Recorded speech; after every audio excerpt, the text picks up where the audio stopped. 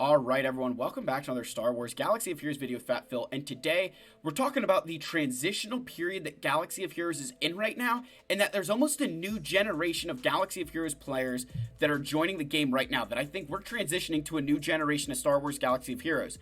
To understand that, we're going to kind of take a look back at some of these other generations, what they kind of have and the impact of the game now, and kind of like this, almost a history of SWGOH, if you will. So like, subscribe, comment, let me know your thoughts. Let's, of course, give a huge shout out to the channel members for their continued support. If you're ever interested, that link is down below, along with a link to the Discord server. I very much appreciate all you guys. You are the best subscribers in the world. This channel would not be the same without all of you, so thank you guys again. Let's get in here. Let's look at the game. So, let's start it off here, and I want to talk about the first kind of generation of players. And this should be pretty obvious of what the first generation of Star Wars Galaxy of Heroes players are, right? As my BlueStacks is lagging more than anything in the world. It's your launch players, right? And these are like the characters that you started with at launch. Like, this is the stuff that they gave us at launch, and it was garbage. But this is what we grew up with. And so, as launch players, we learned very different sides of this game because there wasn't all this synergy and Zetas and Omicrons and raids and all this stuff. It just was a hero collector, and there wasn't a lot of other content. So anytime we get something new, we get excited because we can remember we grew, had played this game for how long where nothing was really happening. And this generation to me is the one where our opinions as launch players either matter the most because we're the voice of reason, that we're like, well guys, calm down. Like, they can't just give you all this free stuff. The game's been going on for almost 9 years. Like, they know what they're doing. And at the same time though, our opinions could also mean like be the least important, because we are so out of touch with how much the game has changed, which has been a good awakening for me to play this game new and kind of see how it's changed in the early stages of the game, that the needs of players in the game now have changed so much that we're sitting here like, you don't need extra Zetas, you don't need extra Omicrons, you don't need extra this stuff, and everybody else is like, yes, we do. Like, you've gotten years to accumulate these things. Like, we didn't get that. Like, one of the best examples is Omega Battles. Think of Omega Battles. When it first launched, oh my gosh, that was like the greatest thing ever. And then now I sit here and I'm like, this is the stupidest event to ever exist in humanity. So again, as a launch player, I think you've got to recognize that at times your opinion is very important because we can be a voice of reason. We're the ones that are gonna be like, guys, calm down. Like, the game's been going on for a while. They know what they're doing. And then at the same time, you've also got to be like, dude, you don't know what you're talking about anymore, because when back when you started, you had to march up to school, you went to school both ways in the snow. So that's kind of the way, that's your launch players, right? The boomers. So, next is the territory battle Gear 12 generation. So one of the things to remember is that Hoth territory battles first started as just light side. We just got light side Hoth. And this to me was a huge transition, because it was the first time where guilds really kind of revamped themselves and said, hey, we're going to align based on galactic power. Previous to territory battles, you would simply be in a guild because you could hit 600 tickets. Like, it didn't matter. There wasn't galactic power. There wasn't any kind of thing. It just was, hey, as long as you can do the pit raid and the tank raid, we don't care. Like, we just want your 600.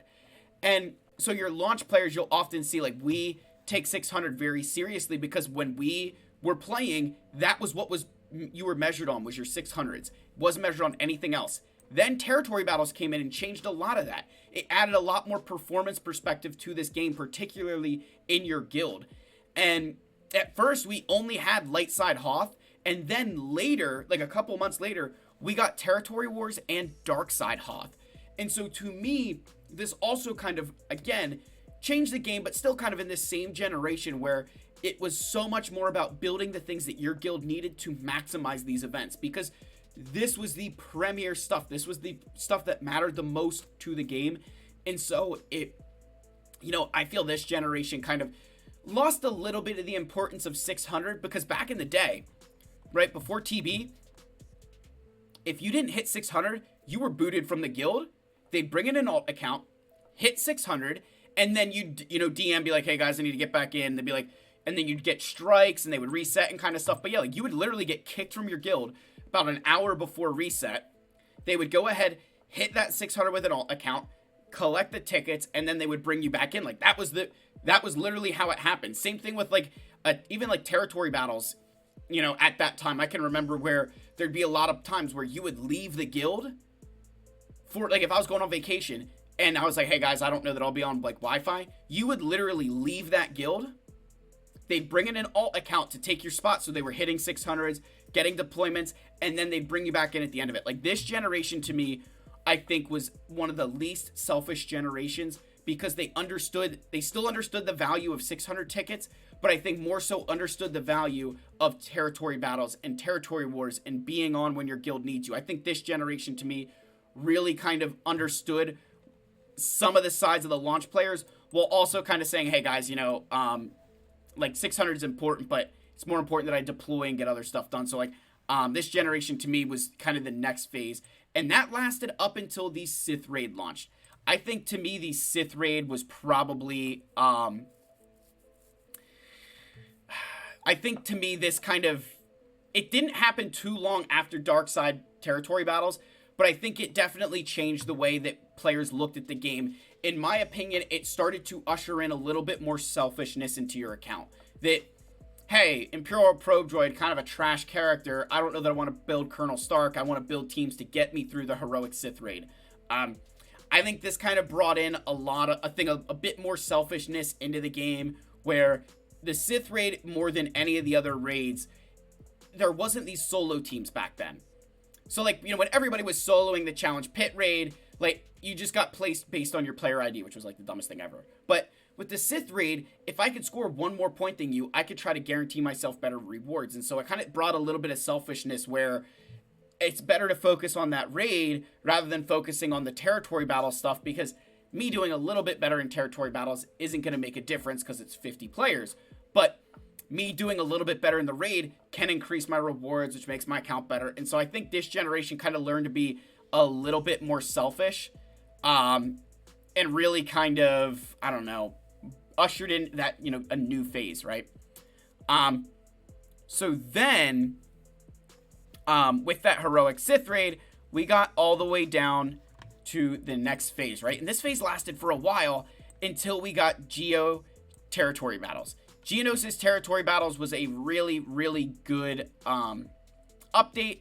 And again, I think it started as dark side and then it moved to light side. Yes. And I'll show you guys a graphic I have pulled up on the other page then. But it started as, you know, dark side, then it moved to light side. And I think for me, this generation in some ways had the best understanding of, hey, I need to build Geonosians because the entire guild needs Wat Tambor, or they really understood how important combat missions were. But I think they lost themselves a bit because a lot of guilds would let you in if you could just get Geonosians. If you could just build Shaak Ti clones, you would be in a guild with 300 million galactic power at like 2 million GP because you had those things. And so I think this generation of players, I felt, started a little bit of like an entitled situation where, hey, I can earn a cam shard, I deserve to be in a really good guild. Some guilds would let you in, and others would be like, no, dude, like, that doesn't happen. So, you know, there's good and bad things. Like, I think I'm trying to point out, like, good and bad stuff from each of these different generations. Like, I think this generation understood, like, kind of brought back that value of, hey, you need to build stuff for your guild, but there's some entitlement that came with that, where if I had Wat, if I had a Geonosians, if I had Shaak Ti clones, I deserve to be in a guild that was ridiculously higher than my GP. And that has always been, like, a big thorn in my side. It's like, no, you don't. The other really positive thing that I think this generation really, really began to learn in my mind was just how important synergy was in territory battles. I truly believe that this generation was the first one to truly, I think, understand the synergy perspective. Because, like, the heroic Sith Raid for a long time was just about throwing these mismatched teams to try and cheese your way to get to 2%, you know, per person. Where I think GOTB kind of ushered in this, hey, you really want to use these characters together for the best benefit. And that started earlier, but I think this was the first generation to truly master that, right? So, you know, a lot of good stuff happening there. And then the GL generation. Again, ushering in a new era of selfishness. Those who, you know, existed when Galactic Legends were first introduced, I think you missed a lot of the beauty of Galaxy of Heroes that existed pre-Galactic Legends, where there was a lot more parity, there was so much more knowledge that went around, because like you had to think, okay, what do I need to beat this team? What do I need to beat this team? And then it was like, oh, here's Rey and here's Kylo, and have fun.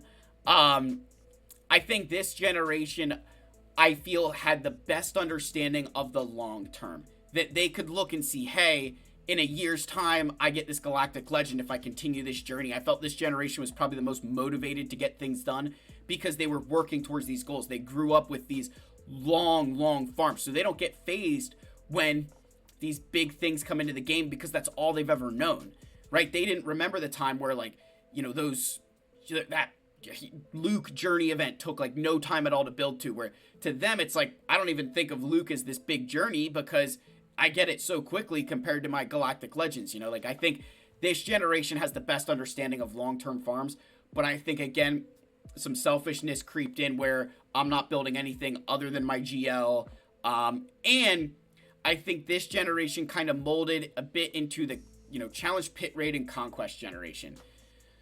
So the challenge pit raid and conquest, to me, I think were the next big things that really molded a specific group of players. You know, conquest, of course, being gated by 4 million GP was a big deal, but that meant that they bloated to it, right? It stopped a lot of those players who before this would make these really cool GAC rosters, even though crystals weren't in GAC yet.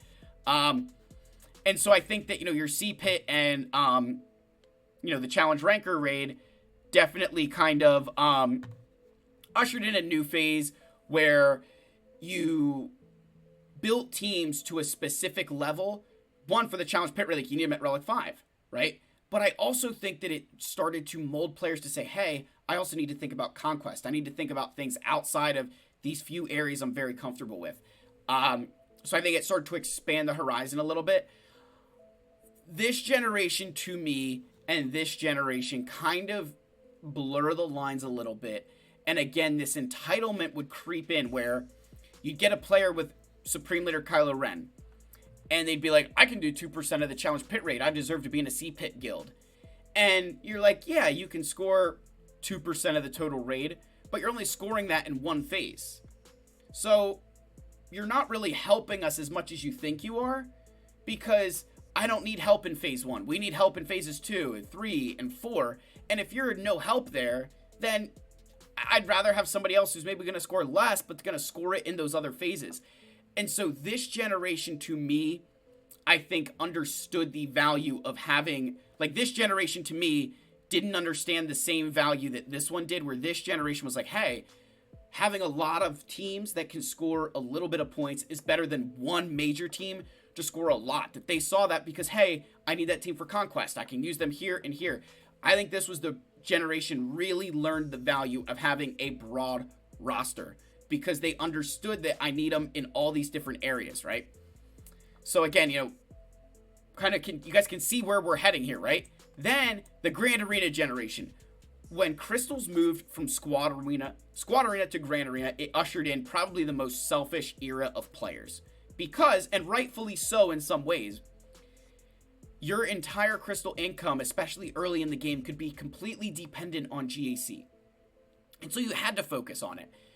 But many of these players, I think, lost sight of the importance of guild events, right? These are the generation of players who might not build Geos, might not build Kaidi Mundi clones, you know, operations and platoons. They're like, if that character's not good, I'm not really going to use them.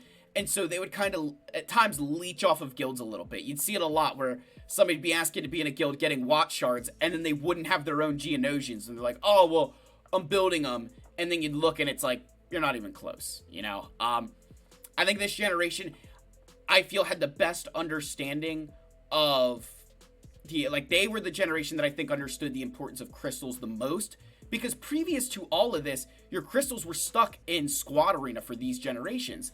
And so if they weren't a part of a Shard Mafia, they didn't have the top-end characters, they weren't getting crystals. Where this generation grew up with those crystal income kind of already there. And I think that gave them this, this one right here. This generation grew up with these crystals right away. So they began to see how much more quickly they could grow. And then they hit certain bottlenecks much faster than others. And so they have a very tainted view, in my opinion, of bottlenecks because they were able to get through some of that stuff faster. I think the other really positive thing that this generation did, however, was I think it shed light on just how much of the economy updates needed to change. And so I think this generation really helped usher in some of those gear changes. I think it really helped usher in some of the, you know, how do I say it? I think this generation understood the value of Omicrons the best, right? Because again, they came in and you're like, oh, what's the point of these Omicrons? And now you're like, wow, I need a ton of them. So I really think that this helped kind of usher in some of those new changes. You know, again, I think really devalued Squad Arena. So this group has no clue how important Squad Arena was at one point. So this generation kind of lasted up until the point that we got the Crate Raid, Rise of the Empire, the Speeder Bike Raid, right? This generation of what I would say back to guild-centered focusing. That I think Rise of the Empire, I'm trying to remember if I think Rise of the Empire came before the Crate Raid. Yes, Rise of the Empire and then the Crate Raid.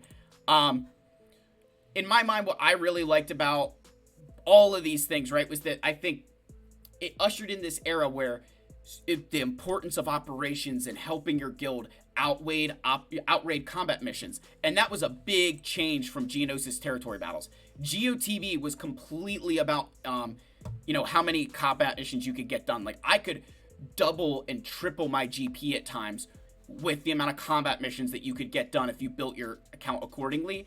Whereas with Rise of the Empire, they kind of took away that importance of combat missions as an individual and made them so much more about, hey, we need you to get operations done, and just sheer size of your account was what was important. And this again reset guilds, that all of a sudden that player who built this really perfect territory battle account for, you know, Geonosis now was complete, I don't want to say useless, but had far less value because Rise of the Empire valued your, you know, size of your roster a lot more. This also kind of ushered in the Jabba and the Leia era, where there was a bunch of stuff that kind of came in that was mixed together. You think going from the Crate Raid to the Speeder Bike Raid was easy for a lot of players, because if they were building for Jabba, they also had built characters that they would need for Galactic Legend Leia Organa because of Jedi Knight Luke, and kind of, you know, allowed them to kind of build from one thing to the next very easily. This generation, in my opinion, probably some of the least selfish players, because they saw you know, my guild needs this for operations, my guild needs this, my guild needs that. I love seeing it. I think this is a great generation that's kind of learning these things. The biggest struggle this generation will have is, I think they will have the least amount of individual success until they get later and later, because guilds are going to be able to push for more and more rewards in Rise of the Empire and these raids earlier as more stuff comes into the game. So I definitely feel bad for this generation, because I think they didn't really get a chance to they're not going to get a chance to truly be selfish, because they're going to need to keep up with some of that stuff to get the best rewards. And that's kind of transitioning to this next generation, where this new raid is coming that I don't think has a lot of overlap with these previous raids, and kind of seems like I don't see the impact that it's going to have on Rise of the Empire right now, because you think Rise of the Empire, Jabba has missions all over the place. You know, Leia Organa is an unbelievably good character inside of that, you know, inside of territory battles. I don't see how these new characters that come in, they can be very good. Maybe they get a new planet or something, but they're not going to have the same impact as the characters that were, you know, the stars of this generation. And so I think this next generation of SWGOH players is, hey, the Boss Nass, Galactic Republic, like, this is going to be their focus, because that's going to be the hot stuff. That's what we're going to need for all these different eras of Galaxy of Heroes. And so I think we could be approaching this next generation where the next two raids could be very well intertwined, because they want to make sure that the investments you made in the current, you know, in the Naboo raid can somehow translate to the next one, just like they did with the Crate and the Speeder Bike raid. And so I'm very curious to see if that next generation truly is on the horizon here. I don't know if it's here yet, because we haven't seen, number one, the impact of this raid, the other characters that are required, and where else these things will be needed besides Darth Jar Jar. So before I leave you, I want to share with you guys kind of like the guideline for this of what I was using. So, there's this really cool picture on Reddit that kind of has, like, this brief history of Galaxy of Heroes. Hold on, let me see if I can find it. Of course, my screen capture is like, no, you don't, we're not, that's not open. There we go. So this was kind of the, you know, this thing, I'm sure you guys have seen it, and there's plenty of other stuff on here. You know, like, you look like the level cap increase, you know, mods and all this stuff. But I think, as you guys can see, you kind of get down to this, you know, I think the generations that I listed out make the most sense, right? That, like, here's Dark Side territory battles, you know, from November to here. So, like, your launch generation, there was so much that happened, but I think this was the first time where that completely changed. Or actually right here, sorry. Right here. Then we got Dark Side Hoth. And the thing was, like, you got to remember, Light Side Hoth went on for months before we got Dark Side, and more importantly, before we got Territory Wars. That was a huge, huge part of this game, was like a reduction in your rewards. Think about getting territory battles every week. That's what it was. You got Hoth territory battles every single week, and then we got Territory Wars. There's some other cool stuff on here. Like, look at this. Your battle attempts got increased to 8 at one point, because they used to be 3, right? It used to be 3, and then it got reduced to 5. You know, like your starting fleets. Look at this. It used to be 3 instead of 5. Like, fleets, that was crazy. I'll never forget that when fleets was 5v5. It was brutal to start. But yeah, guys, let me know your thoughts down below. Did you like this video? What generation of Galaxy of Heroes player would you say you are? Again, I love you all. May the Force be with you, and I'll see you in the next one. Cheers.